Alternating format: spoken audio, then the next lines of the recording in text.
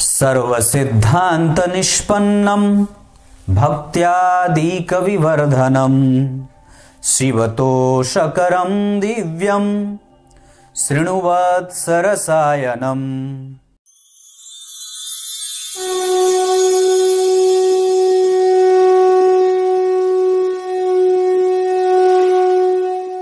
प्रिय दर्शकों नमस्कार, एक बार फिर से उपस्थित हूं आप सबके सामने सोमवार के कार्यक्रम में शनिदेव के बारे में विस्तृत चर्चा लेकर के।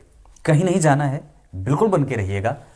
कार्यक्रम के आरंभ में मैंने शिव पुराण के महात्म के 7वें श्लोक का अर्थ बताना है, जिसमें सूत जी शौनक आदि ऋषियों को संबोधित करते हैं। शौनक जी को, जो ऋषियों के प्रतिनिधि के रूप में सूत जी से प्रश्न करते हैं और उनसे पूछते हैं कि मुझे जगत के कल्याण के लिए किसी ऐसे कथा का श्रवण मुझे कराइए, मुझे ज्ञान दीजिए जिससे व्यक्ति के और सामान्य मनुष्य के जितना भी वो पतित हो उसके सारे पाप धुल जाएं।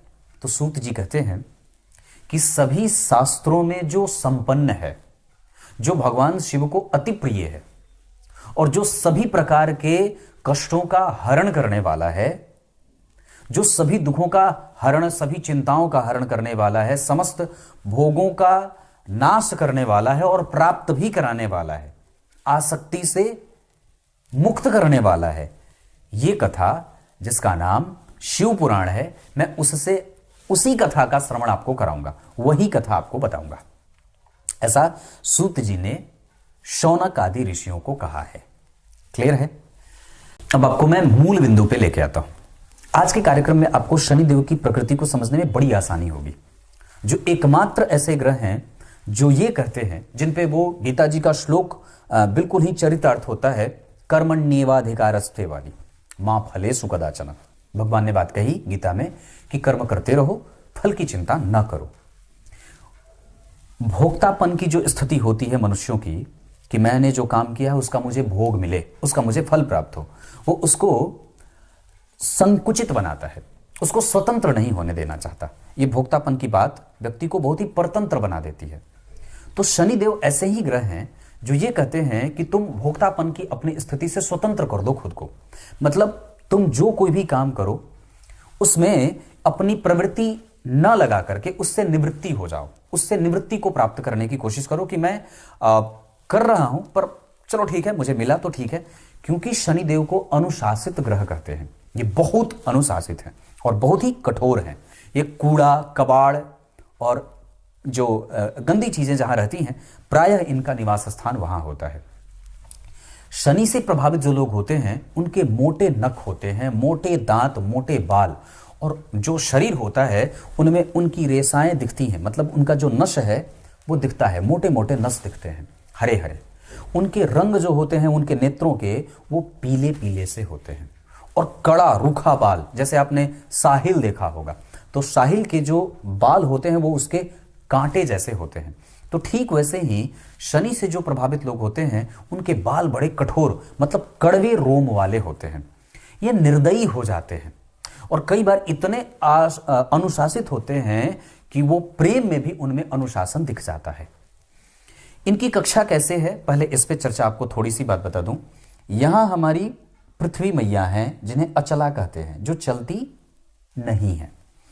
इसके बाद चंद्रमा हैं, इसके बाद शुक्र हैं, इसके बाद बुध हैं, इसके बाद सूर्य हैं, इसके बाद मंगल हैं, उसके बाद गुरु हैं, उसके बाद शनि है और इधर ऊपर नक्षत्र मंडल है जो स्थिर है। नक्षत्र क्या है? जो चलता, न छरती, जो क्षरण जिसका नहीं होता, जो बिल्कुल ही आकाश की दूरी का पैमाना मात्र है। यहां से यहां तक ये नक्षत्र की सीमा, यहां से यहां तक इस नक्षत्र की भरणी की, ऐसे करके ये आगे बढ़ते हैं। तो ये नक्षत्र की बात है। जो प्रायः गतिमान नहीं होते वो आकाशीय दूरी के थर्मामीटर हैं। जैसे आप जब यात्राएं करते हैं तो एक जैसे लिखा थी, दिल्ली से लेकर के बंगाल की दूरी इतनी, दिल्ली से लेकर के राजस्थान की दूरी इतनी, जो माइलस्टोन होता है वही नक्षत्र है, वो एक अलग विषय है। पर यहां पे पृथ्वी से शनिदेव की दूरी यहां है, ये शनिदेव हैं। अब ये सबसे ऊपर हैं और इनकी जो गतिमान होने की स्थिति है वो बड़ी ही मंद है। मंद मतलब धीरे। और ये एकमात्र ऐसे ग्रह हैं जो व्यक्ति को ये बताते हैं कि कभी भी किसी भी तरीके से जैसे ही तुमने अपने किए गए कृत्य के फल प्राप्ति की इच्छा करी या किया, मैंने तुम्हारा बट्टा काट लिया, मैंने तुम्हारा बट्टा काट लिया। जो लोग शनि देव से प्रभावित होते हैं या जिनकी कुंडली में लग्न को शनि देख रहा हो या जिनकी कुंडली के लग्नेश शनि से दृष्ट होते हैं, उनको इस सिद्धांत का सार्वभौम तरीके से पालन करना चाहिए कि वो अनुशासित होकर के सूर्योदय से पूर्व जग करके अपने कार्य में लीन रहें, लग जाएं। यहां पे शनि देव की प्रकृति ऐसी होती है जैसे देवगुरु बृहस्पति भी गुरु हैं और शनि भी खुद को गुरु से कम नहीं मानते, और इस वजह से कई बार इनकी शत्रुता हो जाती है देवगुरु बृहस्पति से। हालांकि देवगुरु बृहस्पति चूंकि चिरंतन है, वो व्यापक हैं, उनकी दार्शनिकता बड़ी व्यापक है, इस वजह से वो शनिदेव से मित्रता नहीं करते, लेकिन शनिदेव की दार्शनिकता थोड़ी तुच्छ होती है देवगुरु बृहस्पति से, इसी वजह से तो कई बार वो उनसे शत्रुता मोल लेते हैं। जो दार्शनिक होता है वो गुरु है, और जिसके दर्शन थोड़े छोटे हैं, जिसकी दार्शनिकता के जो दृष्टिकोण है वो थोड़े स्वार्थीपन से युक्त हैं, थोड़े कठोरता से युक्त हैं, थोड़े अनुशासन से युक्त हैं, वो शनिदेव हैं। मतलब आप अगर किसी बच्चे को पढ़ा रहे हैं और आप अगर शिक्षक हैं और आप अगर शनि से प्रभावित हैं, तो बच्चे के प्रत्येक गलती पे उतना ही दंड देंगे जितना छोटे और बड़े को मिलता है। मतलब वो दंड, वो सबके लिए दंड का जो चक्र है वो शनिदेव का बराबर घूमता है। लेकिन देवगुरु बृहस्पति कभी कभी उसमें कमोबेश कर देते हैं, उसकी अवस्था देख करके, उसके स्वास्थ्य को देख करके, उसकी आयु को देख करके, उसके रंग रूप को देख करके, उसकी शालीनता को देख करके, उसकी व्यापकता को देख करके, उनके प्रभावों में कभी कभी वो अपना जो दंड चक्र है वो थोड़ा कम घुमाते हैं। लेकिन शनिदेव कभी भी किसी पे एक तरीके से ये कह सकते हैं कि वो अपने सिद्धांतों से कभी भी विचलित नहीं होते, वो सदैव अपने सिद्धांतों का पूरी निष्पक्षता से पालन करते हैं। शायद यही कारण है कि धर्मज्ञों ने, मर्मज्ञों ने, ज्योतिष के पुरोधाओं ने इस शनिदेव को न्याय का कारक बना दिया और न्याय को रंग भी दिया तो काला, जिसपे सारे रंग आकर के समाहित हो जाते हैं, जिसपे किसी का कोई चक्र नहीं चलता, जिसपे किसी की कोई बात नहीं चलती, जो सबको अवशोषित कर लेता है वही है काला, और वही शनिदेव को रंग दिया है।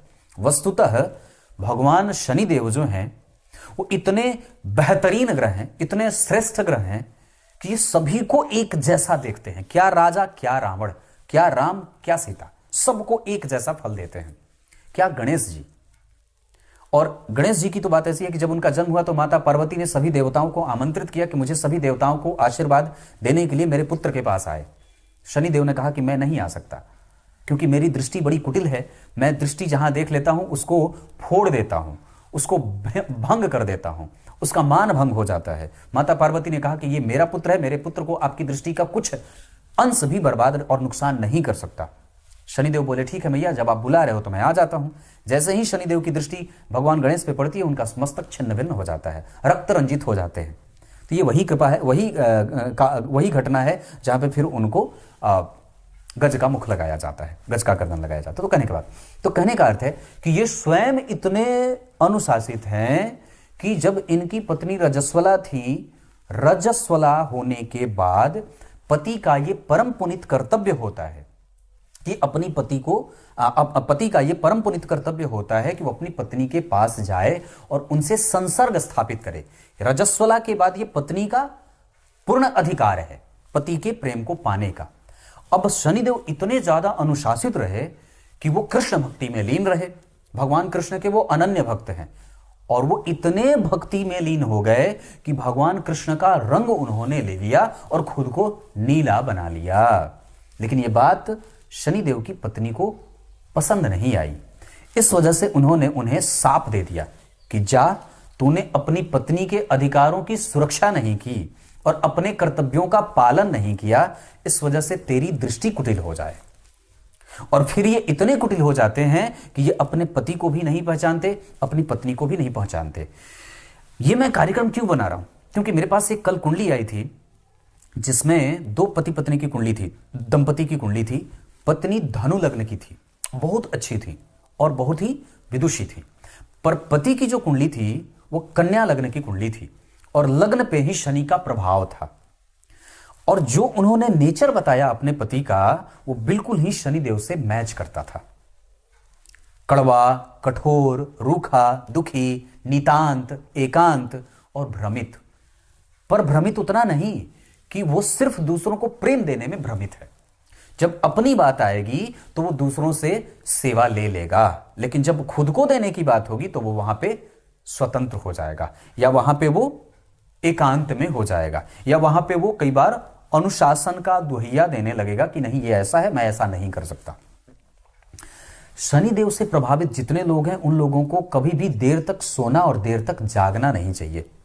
शनिदेव से प्रभावित जितने लोग हैं या आपकी कुंडली में लग्न पे शनि का वर्चस्व ज्यादा है तो आपको अपने आप को नियमित रखना चाहिए। सदैव ही भगवान नारायण की उपासना करनी चाहिए, राम रक्षा स्तोत्र का पाठ करना चाहिए, हनुमान जी की सदैव आराधना करनी चाहिए, पीपल के वृक्ष की परिक्रमा करनी चाहिए, पीपल के वृक्ष को जल और दूध से सिंचित करना चाहिए। तो शनिदेव आपके भाव में किसी भी भाव में बैठे हैं वो उस भाव से ये इच्छा रखते हैं। जैसे अगर लाभ भाव में बैठेंगे तो आपको अब इतना ज्यादा मेहनती बना देंगे, लेकिन मेहनती बनाने के साथ साथ उनकी दृष्टि चूंकि लग्न पे जाएगी तो कई बार अब आपको वो ये इशारा करना चाहते हैं कि बस रुको, तुम अपनी मेहनत पे ध्यान दे दो, मैं तुम्हें दूंगा जरूर, क्योंकि मैं न्याय करता हूं। अगर आपने अपनी मेहनत में ये सोचने पे अपना समय बर्बाद कर दिया या नष्ट कर दिया और अपनी ऊर्जा का क्षरण कर दिया कि मैं ये करूंगा तो मुझे ये मिलेगा, तो गड़बड़ हो जाता है। आईएएस आईपीएस की तैयारी करने वाले लड़के कई बार ऐसे स्वप्न देखते हैं और अपने मेहनत का कुछ अंश उसके परिणाम को सोचने में बेबस व्यर्थ कर देते हैं। ऐसी अवस्था कई बार उनके मेहनत के फल को पीछे लेके जाती है।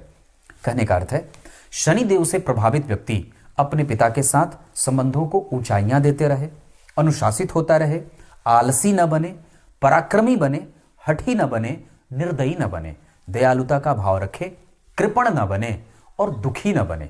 सदैव अपने आप को खुश रखिए, क्योंकि ग्रह अपनी प्रकृति का प्रभाव आप पे रखना और देना चाहता है। तो मेरे कहने का अर्थ सिर्फ इतना है कि आप इनके प्रैक्टिकल भावों को समझ लीजिए। ये ग्रह आपको बिल्कुल ही नैसर्गिक रूप से बहुत ही ज्यादा गतिमान बनाता है, और बहुत ज्यादा जब व्यक्ति गतिमान होगा तो मोक्ष की दिशा की तरफ गतिमान होगा। गति वही श्रेष्ठ होती है जो गंता को उसके गंतव्य तक पहुंचा दे। अब शनि जो होते हैं वो उचित लक्ष्यों का निर्धारण व्यक्ति से करवाते हैं और व्यक्ति को प्रैक्टिकल थॉट देकर के उसके दिशा का निर्धारण करते हैं। वो बताते हैं कि कौन सा मार्ग तुम्हारे लिए सही है।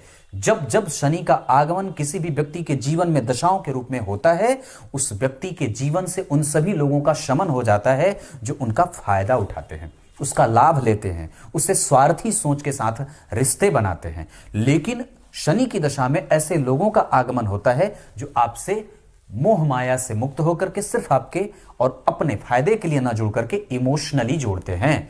शनि की दशा में व्यक्ति एकांत रहना चाहता है, नैसर्गिक रूप से वो एकाकीपन के स्वभाव में गुजरता है और उतरता है, और कई बार तो वो इतना ज्यादा प्रैक्टिकल हो जाता है कि परिवार को त्याग करके चौथेपन की स्थिति में चला जाता है।